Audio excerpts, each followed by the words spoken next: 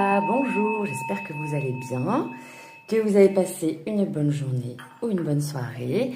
Alors, avant de commencer la vidéo, je vous invite à vous abonner pour me connecter à vos énergies. Je ne dirai jamais assez pour que je puisse vous envoyer les messages dont vous avez besoin. Voilà, vous les transmettre.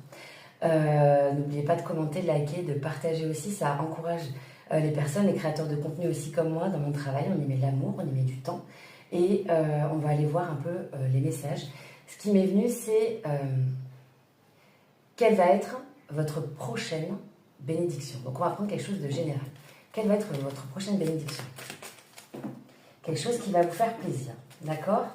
Donc, quelle va être votre prochaine bénédiction? Alors, les cartes font toujours deux versants. Et forcément, je prends le versant positif. Quelle va être votre prochaine bénédiction? Ok, il y a la justice. Il y a quelque chose qui va se rétablir dans votre vie.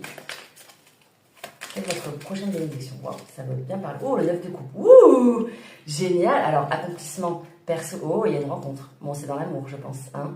Il y a quelque chose qui va se rétablir, je pense, au niveau de l'amour. Et le 9 de coupe, c'est quand même un accomplissement. On est presque au 10.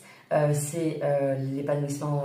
Alors, cette personne est celle, hein, personnelle, émotionnelle, professionnelle aussi. Hein, c'est le fait de se sentir quand même comblé. Et il y a une histoire de rencontre et ou de couple. D'accord? Parce que vous êtes nombreux, donc vous voyez comment ça résonne pour vous.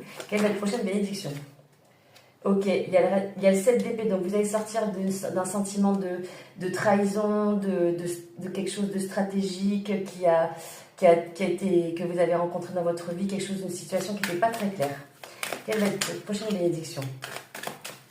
Ouais, on dirait qu'il y a peut-être quelqu'un qui est parti un peu comme un voleur.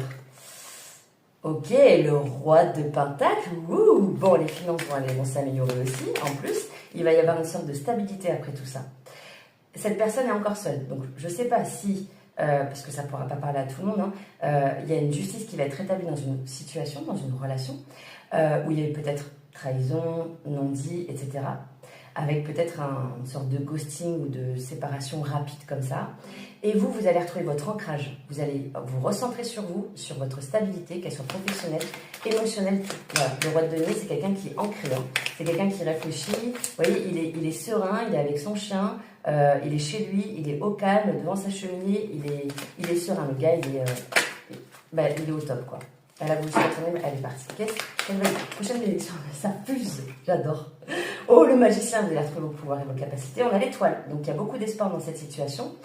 Du coup, vous sortez du 9 de bâton, vous sortez de quelque chose qui est quand même assez lourd. Mais vous savez que ce combat, c'était pas pour rien.